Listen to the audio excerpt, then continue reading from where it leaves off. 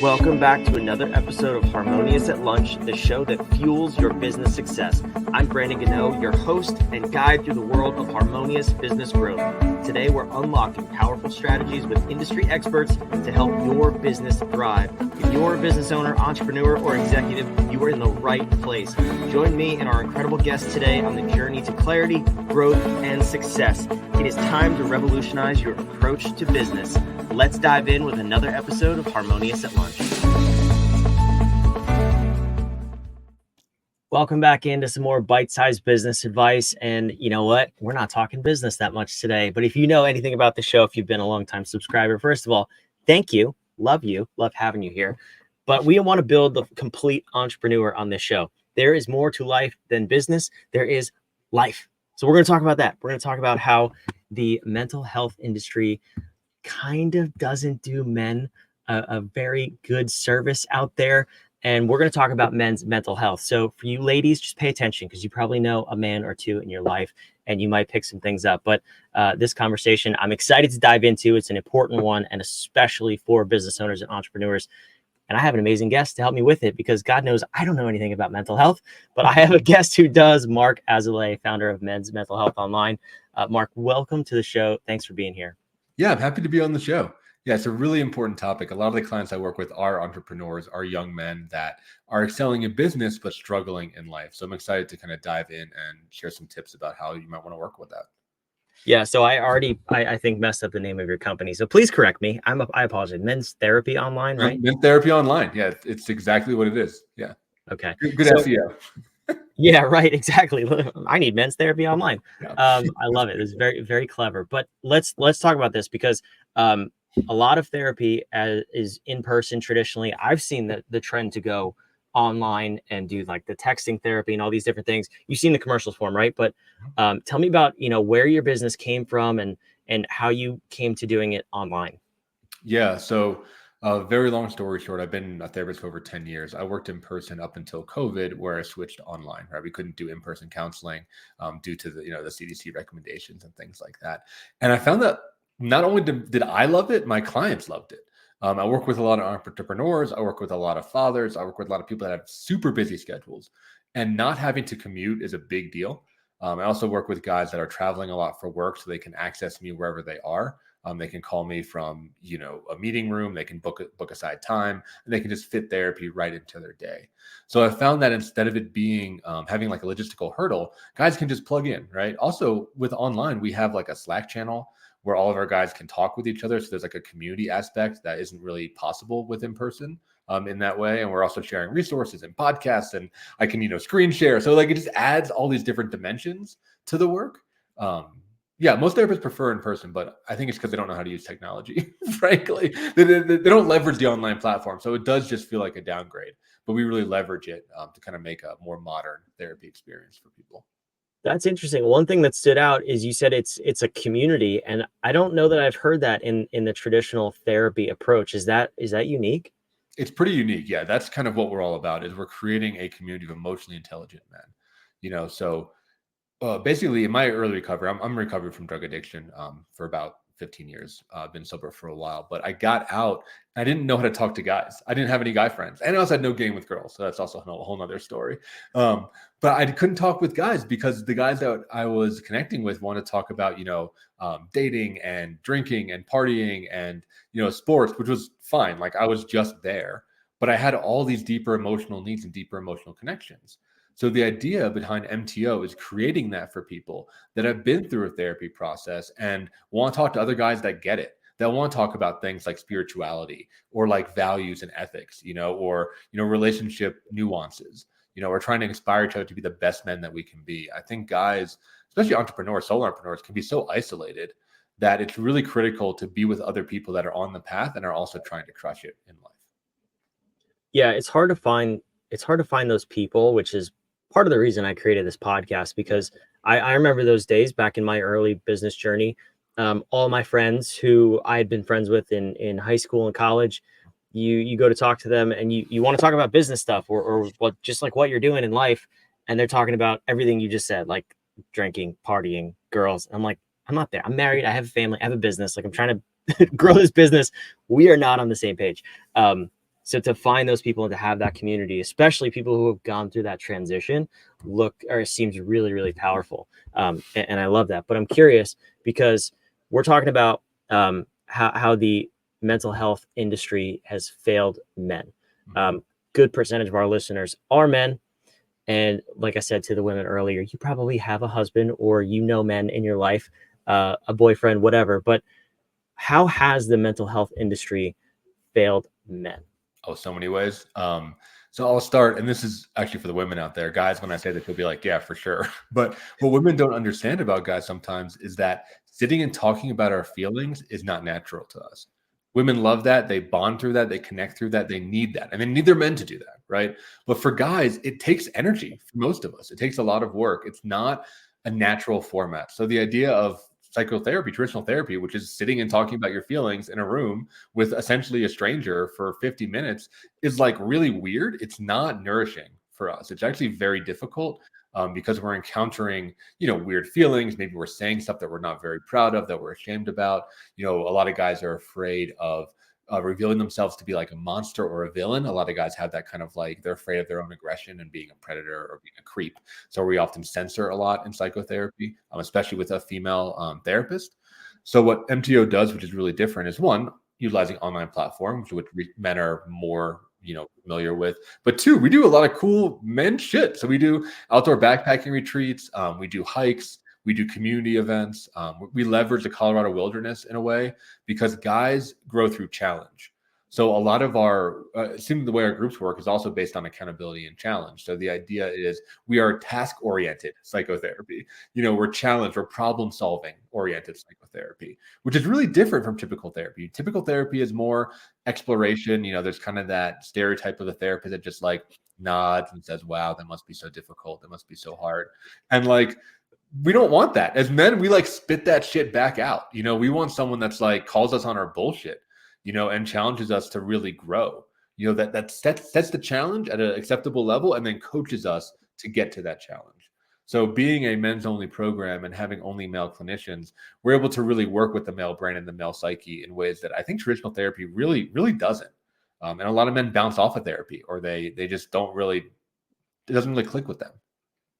Yeah, I've been vocal on this show, especially about how I feel about the therapy industry, Yeah. because it's everything you said, right? But I've also said it's the greatest business model because it's designed to just keep their clients, and I don't think that's effective for the client. Yes. Um, Yes. that's all I'll say on this episode. But it sounds like you don't do that, which is really your point to get people to grow and get past kind of the challenges they're facing. Tell me about the timeline, like when you first meet somebody as a client to, I don't want to say healed because I think that journey is ongoing for the rest of our lives, but what does that progress phase look like until the point where they're now thriving? Yeah. So what a lot of therapists won't tell you, and by the way, you can shit talk my industry. I shit talk my industry all the time. So please. What a lot of therapists won't tell you is that therapy has diminishing returns after about 2 years, 3 years for most people. Because you're absolutely right. A lot of therapists will keep people for a decade and more. And there is that Uber user. Like I am an Uber user. I've been in individual therapy forever, but I'm also a therapist, and this is like my life, right? But for the average person, 1, 2, 3 years is really all you need in individual therapy, quite frankly, where you're figuring out your life story is the way I'd like to talk about it, doing like the autobiography work, right? So you're going back and you're figuring out how you became who you are, right? Whether that's built from trauma, built from your culture, built from early childhood experiences, heartbreak, training, media, whatever, right? You're like really unpacking the operating system of your brain so that you then have the power to rewire it. You're like, okay, cool. Maybe I want to keep some of these things I learned from my parents. Maybe I want to change this one.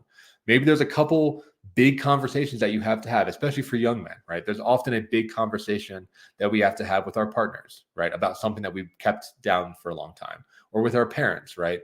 Or with our community, with our business partner, whatever it is, right? So you get some of those like big wins, I think, in the first couple of years of therapy and really get your life set on a better course, right?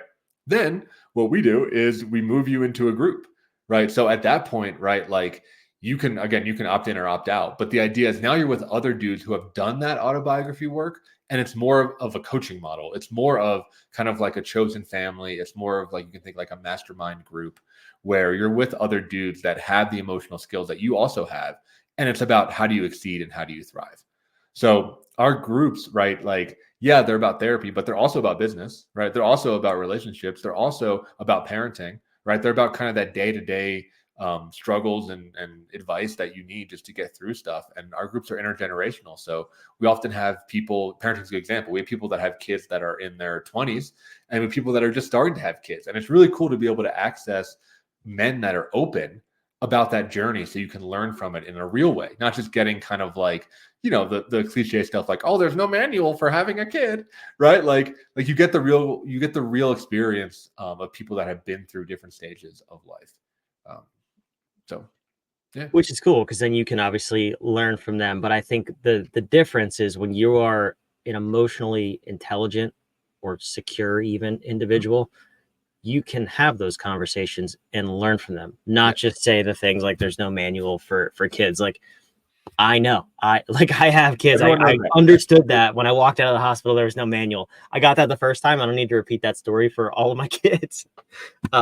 So I love that. And I also, I'm curious what in the business context, what does it look like when someone is first approaching you, they first become a client, and now they've graduated, they've written their autobiography. What is that second phase when they start to rewrite their story or choose kind of where they go from there? Because, and this is the part that I don't like about therapy, if you continue to just read your autobiography, like it's really boring.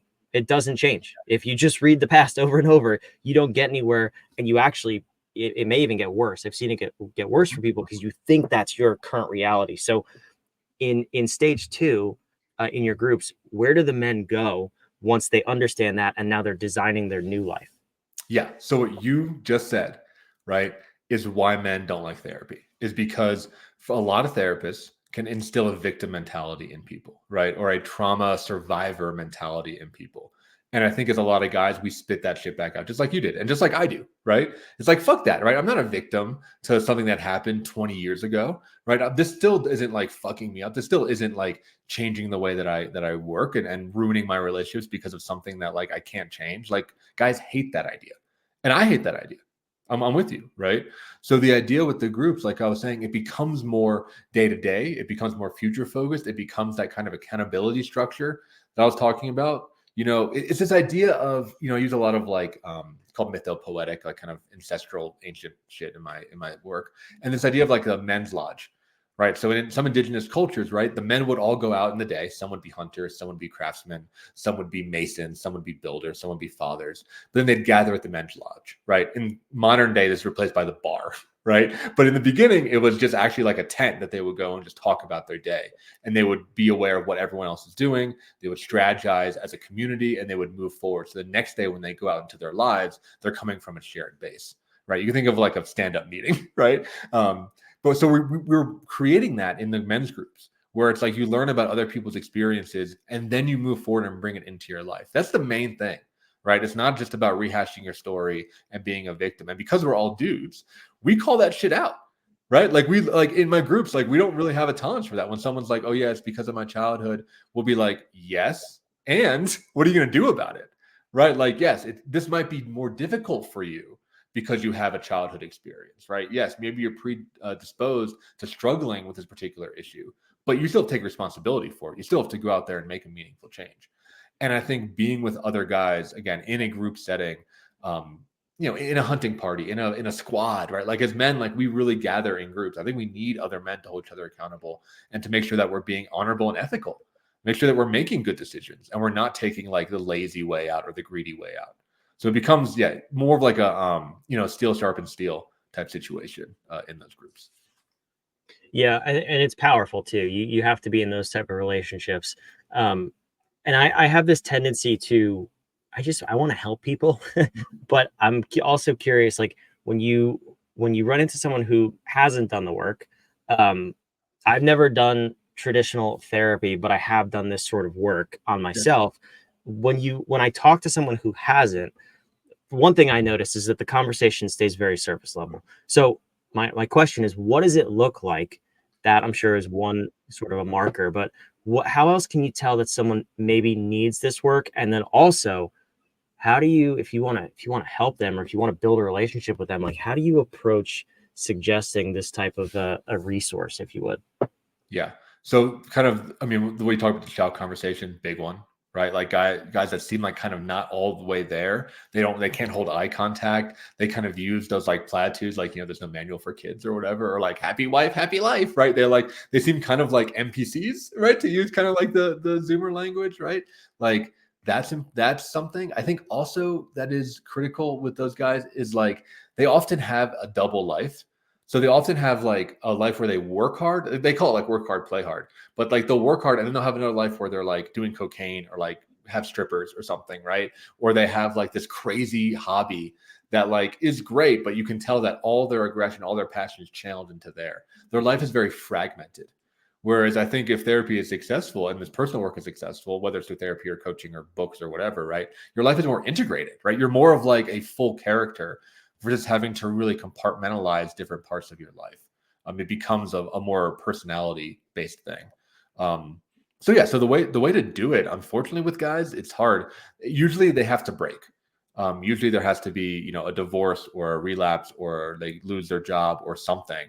And then you can be like, hey, maybe you should look at yourself. I think it's really the hard truth is I think a lot of guys don't do this proactively, unfortunately. Yeah.